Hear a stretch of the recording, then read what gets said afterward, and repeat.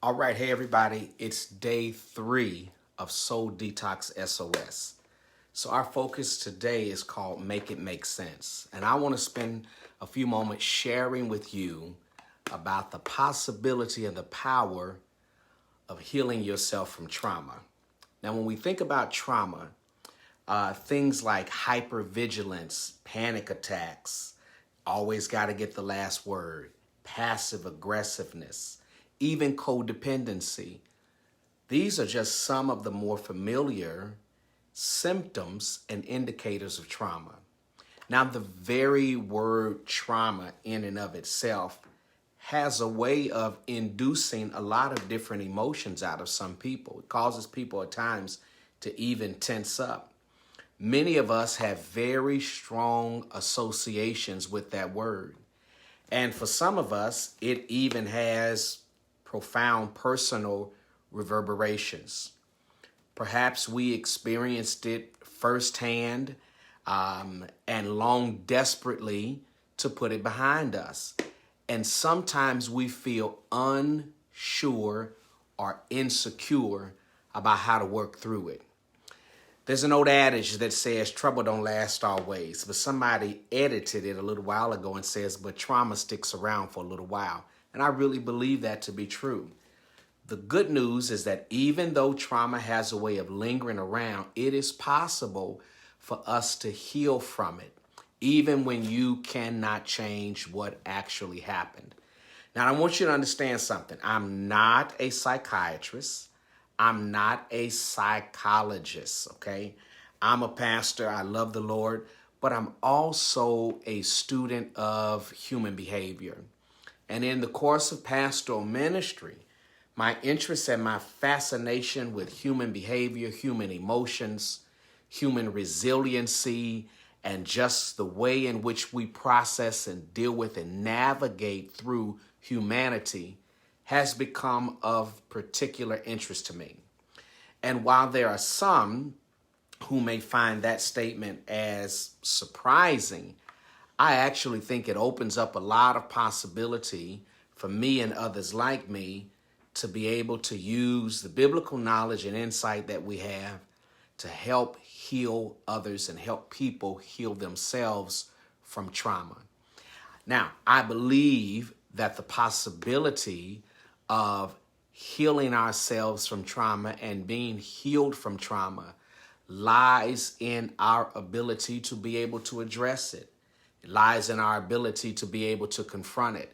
And it also lies in our ability and our commitment to be willing to proactively retell our stories based upon the way that they have experienced and impacted us. So here's the question.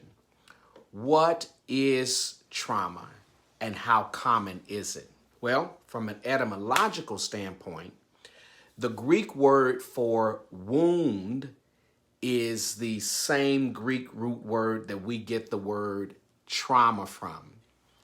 In times past, it referred only to physical maladies and physical injuries and things of that nature. However, in a progressive world in which we live in, the word has become to refer even to wounds that are not physical.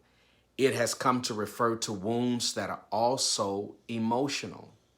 We understand and we know that traumatic events can leave emotional scars deep enough to perhaps even result in sometimes a diagnosis of what is known as post-traumatic stress disorder.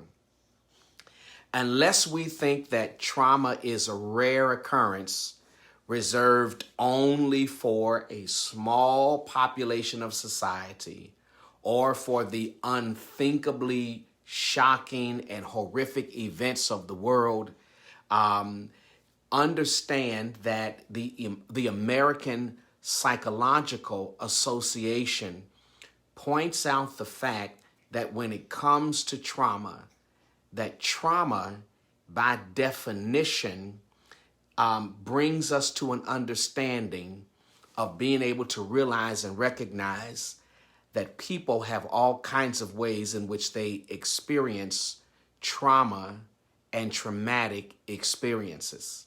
In fact, in 2008, there was a presidential task force on post-traumatic stress disorder and trauma, particularly in children and adolescents.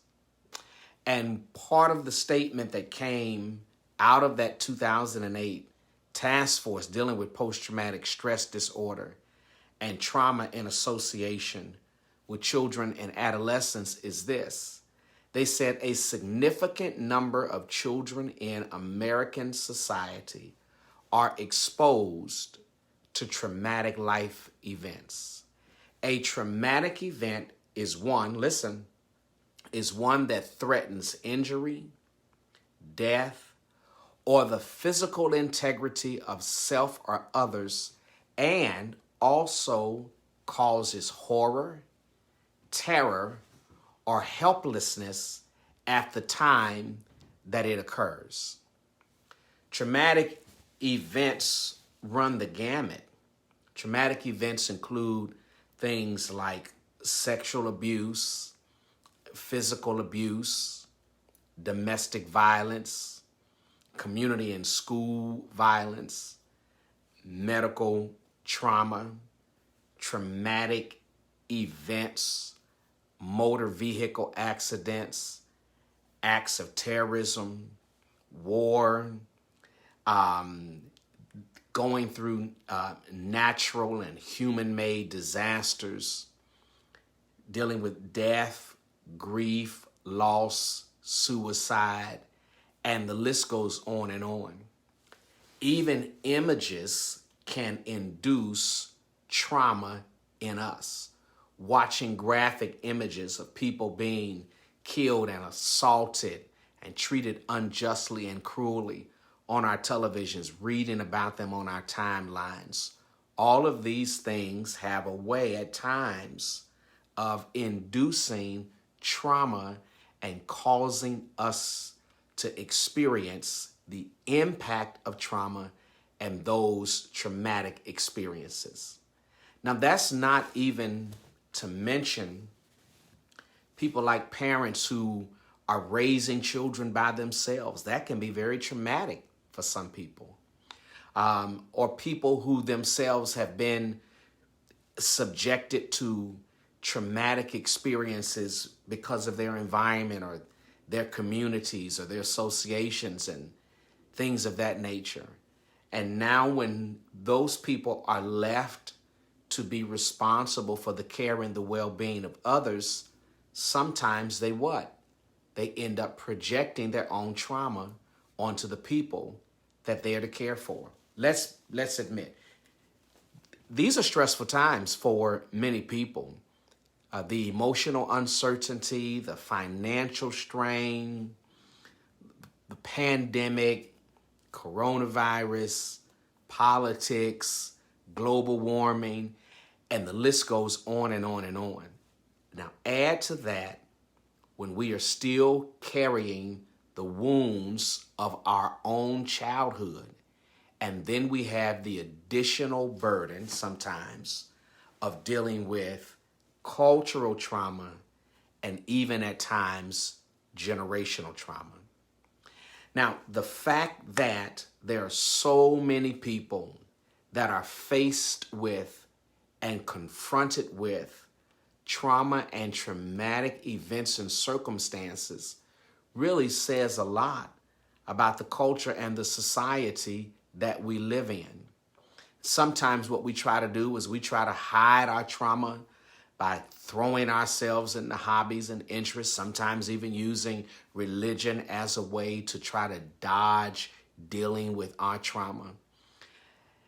And the value that those things serve when we do them in a silo is never going to be as significant as when we couple them with the other disciplines that we have at our disposal. So the question becomes, how do we approach this? How do we deal with trauma? How do we handle traumatic events and circumstances, be it childhood or be it contemporary, generational, or cultural. One of the things you have to give yourself permission to do is reframe. Reframing is an essential healing process, no matter what name it goes by. If you think about it literally, to reframe simply means that you take your story out of the smaller frame of your life and you put it into the bigger frame of a positive, more appreciable takeaway.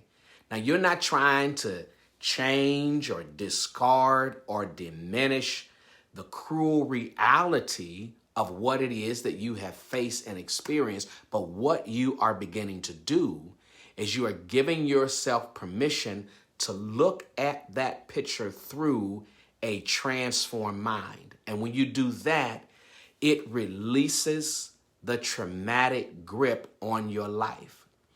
In reframing, we start by seeing the original trauma and we summons it through the view and the feelings that we had at that particular time. And then from there, we begin to study the context of that trauma, seeing it through the lens of new knowledge, seeing it through the lens of support, seeing it through the lens of revelation, and seeing it through the lens of understanding. Sometimes in life, we don't become what we become in spite of what we have faced, but we become what we become because of what we have faced. That's reframing. So it is consciously becoming more loving to your inner self. It is consciously recasting the past, enlightening the view of what you have to work with now in the present.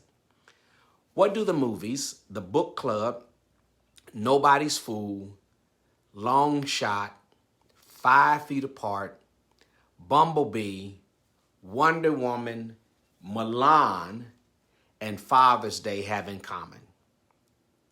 Think about that, if you've seen any of those movies.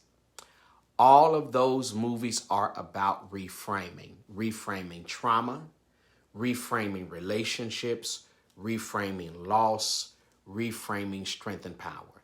So reframing is powerful in your healing and in your recovery. You have no reason whatsoever to keep telling yourself the same story in the same way, and it's not helping to get you to healing. In other situations, it's known as revisionist history. It's also referred to in some schools of psychology as a coherent narrative. But the bottom line is that giving yourself the ability to reframe, seeing your situation through your right now eyes, it's cathartic, it's healing, it's revolutionary, and it is transformative, especially when you combine it, couple it, and partner it with prayer and a transformed mind. This is what you will learn that makes reframing so therapeutic and so transformative. You will learn that people that have abused you were people who were damaged themselves, and they acted out and they displaced their distorted pain, their anger, their rage, their unresolved issues on you. Now, this is not you making yourself out to be a victim, but here's the reality. Only hurt people can hurt people.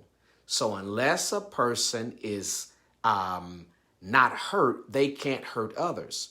So anybody that you have found yourself having dastardly encounters with, it's because they themselves were wounded and they themselves were broken. You will also learn when you reframe that concerning your childhood, when you're dealing with childhood trauma, is that your childhood mindset at the developmental stage, it had no choice but to believe that it was all about you. Your childhood mind in your childhood stage. It had no choice but to believe it was your fault, that you're the shame one, you're the guilty one, you're the problem to fix. And that's a sad and heavy burden for anybody to carry, especially as a child. And if you're operating through that heavy, heavy frame of childhood understanding now in your adult life, you're only continuing to give strength to that trauma and those traumatic experiences. The reframing process considers the nature of the damage that your abusers carry. Maybe they themselves were victims. Maybe they themselves didn't get a lot of hugs when they were kids. I talked about this previously. Didn't get to go outside and smell fresh grass and etc. Maybe they lived themselves with unimaginable fears, and maybe the hate that they projected onto you and was paid for by you was their own cry for help due to the outrageous cruelty that they themselves had experienced. But when you reframe it, you come to understand, particularly when it comes to things about your childhood, that it wasn't you. You were not unlovable. You were not ugly. You were not bad. You were not disgusting. You were not stupid. You were not dumb. Your child mind and your child feelings of guilt and shame and worthlessness and disgust and terror, those things need to be erased and calmed by your maturing adult self. And reframing changes out the heavy frame and gradually updates the you in the picture with an enlightened, emotionally maturing person that's on the path of healing and transformation. Now, none of this requires that you forget what has happened to you. And none of it requires that you diminish the reality of the atrocities that you faced in any way whatsoever. Some people appropriately choose to deal with these things by choosing to forgive, because forgiveness frees you. It frees you from the need to get even. It frees you from walking around with the sentiment of being perpetually victimized. The reframing, watch this, the reframing holds the same picture of the trauma, except your adult mind, your transformed mind, your renewed mind has lifted the heavy burden of the old frame, the old emotions, the old beliefs, and it allows the picture to be seen without, minus the childlike mind, the childhood mind, and all of the things that you had been holding on to, like rage and fear and loathing and disgust and hate, and doing things to damage yourself and sabotage your life. So the new frame that surrounds that picture with healing thoughts, the new frame that surrounds that picture with new beliefs, the new frame that surrounds that picture with compassion and empathy and love for yourself, and a determination to always help and support the person that's still in the picture, which is you, gives you the opportunity to be able to walk in a high level of healing for the rest of your life. Reframing is essential to dealing with trauma. Now, I've talked a lot about childhood trauma, but not only when it comes to childhood trauma, but in whatever kind of trauma you face and experience, give yourself the permission to reframe it. Take a step back, look through new eyes, look through transformed eyes, get the help and the guidance of pastoral care or a psychologist or a therapist to really help you to take that heavy frame away of burden and stress and being down on yourself and put it into a frame of grace. I believe that there are even biblical examples of reframing. David says in Psalm 27, I would have fainted except I believed I would see the goodness of the Lord in the land of the living. It's written in Psalm 119, it was good for me that I was afflicted, that I might learn thy statutes. Even the prodigal son came to the place where he did what? He reframed his experience. Now, he wasn't abused by his father, but the principles that I'm sharing with you apply to just about any level of trauma that you face. I'm not suggesting that you have to invalidate the impact of the trauma, but it can be helpful for you at certain periods of your life to give yourself the opportunity to see things differently. And in the process of seeing things differently, it gives you the opportunity to be able to take away the burden and the pressure of the trauma, of the traumatic experience that it continues to play out in your life. As you are reframing, you are finding a different way to view your trauma and to view all of the associated symptoms of your trauma. Because much of it comes down to perception.